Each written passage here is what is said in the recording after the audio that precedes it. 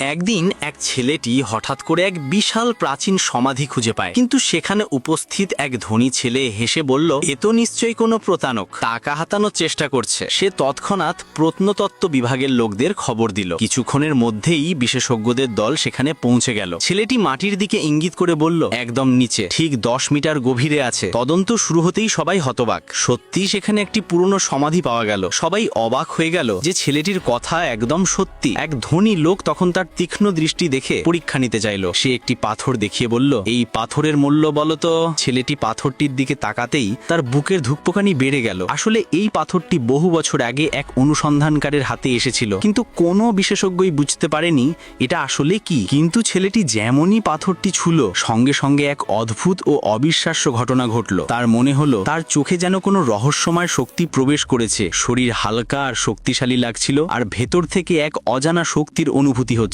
আসলে কিছুদিন আগে তার দাদার মৃত্যু হয়েছিল। মৃত্যুর আগে দাদা তাকে একটি পুরনো পারিবারিক জেড লকেট দিয়েছিলেন। সেই লকেটের কারণেই তার মধ্যে মিশ্রিত শক্তিধারী দেব শিশুর ক্ষমতা জেগে উঠেছিল। তার বাঁ চোখ দিয়ে সে 3টে জন্মের অতীত দেখতে পারত, আর ডান চোখ দিয়ে ভবিষ্যৎ। আর সবচেয়ে অবাক করার বিষয় ছিল, সে এখন রহস্যময় পাথরগুলোর শক্তিও শোষণ করতে পারত। এই শক্তি বাড়িয়ে সে নিজের দিব্য স্তর আরো উন্নত করে নিল। পরীক্ষা করার জন্য সে পাশে থাকা ফুলটার দিকে হালকা এক বেগুনি রশ্মি ছুড়ল, আর মুহূর্তের মধ্যেই সেই ফুল ফল হয়ে গেল। সে বুঝলো জড় জিনিসকে রূপান্তর করতে খুব কম শক্তি লাগে। তারপর সে আরো এমন কালো পাথর খুঁজতে একটি নিলাম ঘরে গেল। সেখানে পাশে বসা এক ধনী ছেলে মজা করে বলল, তোর যদি সত্যি কোনো শক্তি থাকে তবে বলো তো এই ট্রের ভেতরে কি আছে, আমি তোকে 1 মিলিয়ন দেবো। এত বড় টাকার প্রলোভন শুনে ছেলেটি নিজের শক্তি সক্রিয় করলো আর দিব্য চোখে তাকালো। তারপর বলল, এর মধ্যে একটি লাল রঙের 3 মাছের নকশাওয়ালা বড় বাটি আছে। সবাই হেসে উঠল, বলল, ননসেন্স, বাজে কথা বলছে। কিন্তু